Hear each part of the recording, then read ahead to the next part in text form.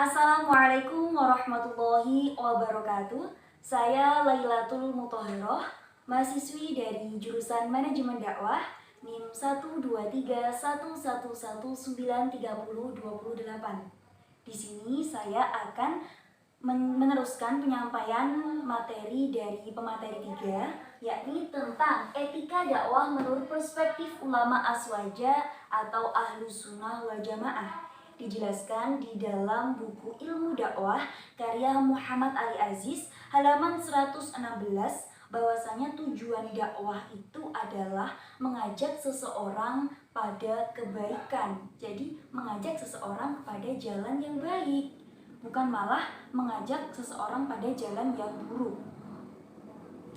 Nah, dijelaskan pula di dalam salah satu channel YouTube pada salah satu stasiun televisi yang dibawakan oleh Ibu Rosi dan pematerinya yakni Kiai Haji Sayyid Aqil Siraj. Beliau adalah Ketua Umum Pengurus Besar Nahdlatul Ulama atau PBNU. Beliau berkata bahwasanya mengajak seseorang atau suatu umat agar benar-benar menjadi seorang muslim yang baik itu harus mementingkan etika, metode, dan juga strategi yang benar-benar matang. Karena agar apa? Agar pesan yang disampaikan oleh seorang dai kepada madong itu tidak menimbulkan kesalahpahaman. Nabi Muhammad diutus oleh Allah ke muka bumi ini untuk sebagai penyempurna akhlak umat manusia. Nah, di dalam buku Ali Aziz juga disebutkan halaman 116 bahwasanya dakwah Islam itu juga berfungsi sebagai estafet. Estafet apa? Estafet untuk keberlangsungan peradaban manusia di muka bumi ini, karena Nabi Muhammad itu tidak ingin dakwah Islam itu berhenti setelah kewafatan beliau. Nah, dijelaskan pula di dalam buku karya Muhammad Bakri dan Afifuddin Harisah yang berjudul Akhlak Aswaja Ahlus Sunnah wal Jamaah halaman 1-2 bahwasanya akhlak itu menjadi salah satu ketiga kerangka dasar ajaran agama Islam yang memiliki kedudukan sangat penting di samping akidah dan juga syariat. Nah, jika dibuat pengibaratan, akhlak itu merupakan penyempurna sebuah bangunan yang sudah memiliki fondasi. Jadi seseorang yang tidak memiliki syariat yang baik dan juga tidak punya syariat yang mapan tidak akan terwujud akhlak yang baik pula pada diri seseorang tersebut.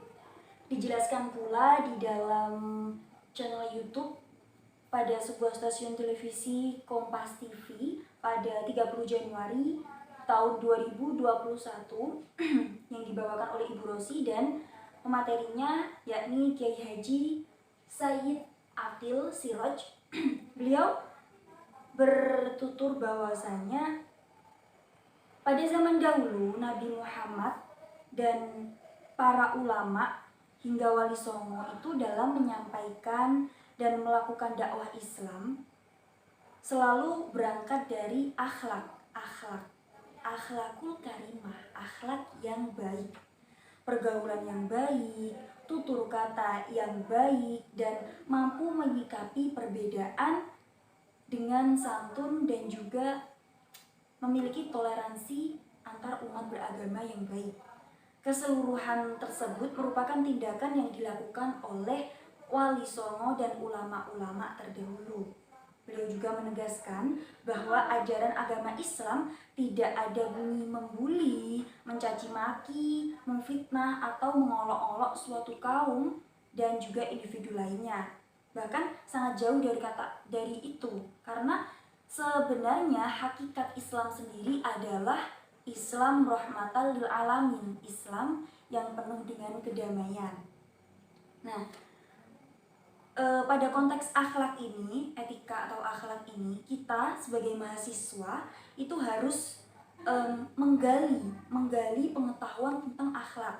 Karena apa? Karena pengetahuan tersebut akan sangat berguna bagi kehidupan kita bermasyarakat dan juga kehidupan kita ke depannya. Menurut Kiai Haji Sayyid Aqil, jika kita mengajak seseorang untuk masuk Islam atau menyeru mereka kepada agama Allah Subhanahu wa taala dengan cara kekerasan, maka orang tersebut bukan malah ingin masuk Islam atau ingin belajar tentang agama Islam, melainkan orang itu malah merasa takut. Mereka beranggapan bahwasanya agama Islam itu merupakan agama yang keras. Jadi alangkah baiknya jika kita menyampaikan dakwah Islam ini dengan kelembutan, tidak dengan cara kekerasan. Karena apa? Islam bukan karena jika kita menyampaikan dakwah itu dengan kekerasan, maka Islam bukan malah disegani, didekati dan juga diikuti, tapi malah dihindari.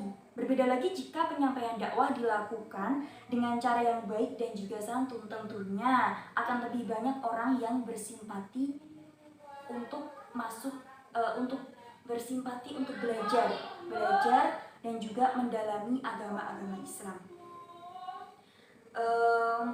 Beliau Kiai Haji Sayyid Aqil juga menjelaskan mengenai 4 etika dalam berdakwah. Jadi perspektif beliau tentang etika dakwah itu ada 4 poin. Yang pertama, step by step and gradual, yakni selangkah demi selangkah.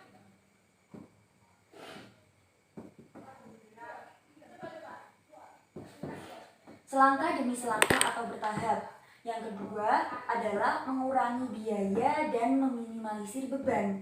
Dan yang ketiga adalah tidak menyakiti. Dan yang keempat adalah memiliki rasa tanggung jawab. Jadi seorang mad'u harus memiliki 4 etika ini dalam menyampaikan dakwahnya kepada seorang mad'u.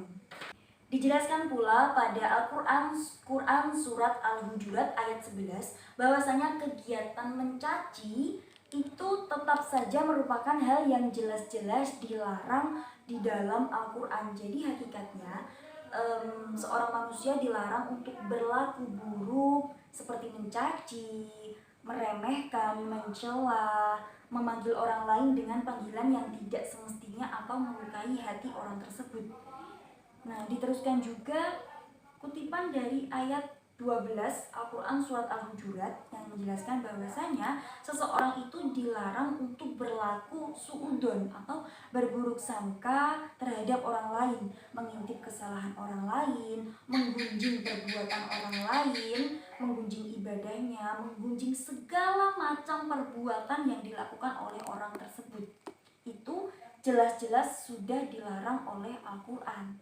Dijelaskan di dalam buku Etika dan Estetika Dakwah, Perspektif Teologis, Filosofis dan Praktis karya Hajir Tajiri, halaman 69-70.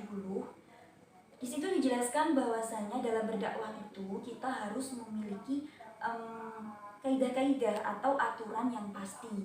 Nah, yang pertama adalah adamul al-ikrah fi ad-din, atau hormat dan menghargai kebebasan serta hak asasi setiap manusia. Jadi kita harus saling menghormati antara individu satu dan juga individu lainnya.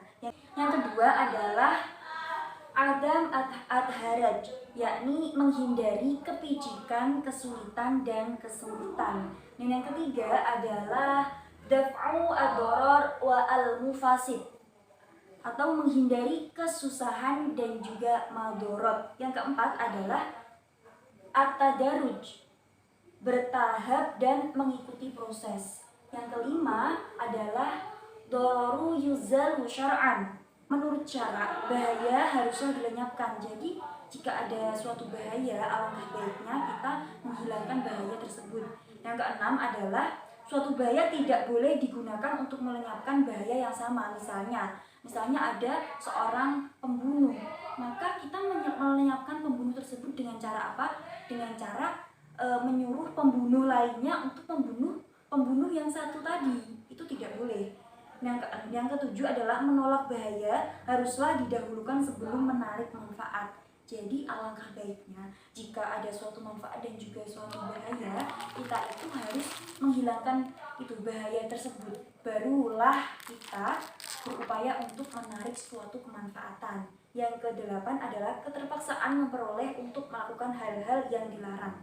Dalam buku Metode Dakwah karya Muhammad Munir halaman 96 dijelaskan tentang hikmah dari melakukan hikmah dari etika dakwah atau hikmah dalam beretika.